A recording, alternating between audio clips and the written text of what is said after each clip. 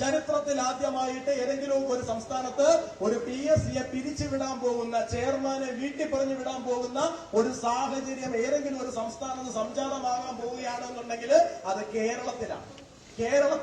അത് കേരളത്തിന് നാണക്കേടാണ്. അനാവശ്യമായ വിവാദങ്ങളിലേക്ക് മാത്രം കാര്യങ്ങളെ കൊണ്ടുപോവുക.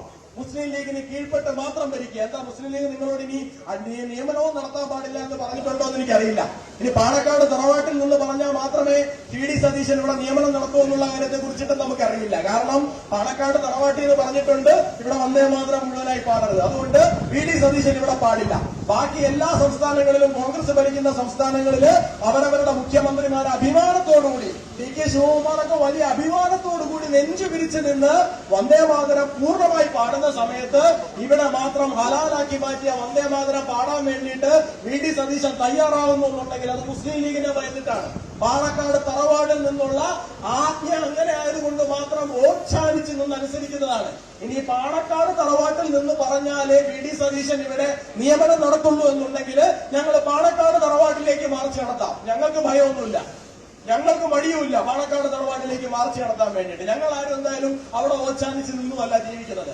അപ്പൊ VD സതീശനോട് പറയാനുള്ളത്, കേരളത്തിന്റെ മുഖ്യമന്ത്രിയോട് പറയുവാനുള്ളത്, അടിയന്തിരമായിട്ട് യുവാക്കൾ അഭിമുഖീകരിച്ചുകൊണ്ടിരിക്കുന്ന ഈ പ്രശ്നങ്ങൾ പരിഹരിക്കപ്പെടേണ്ടതുണ്ട്.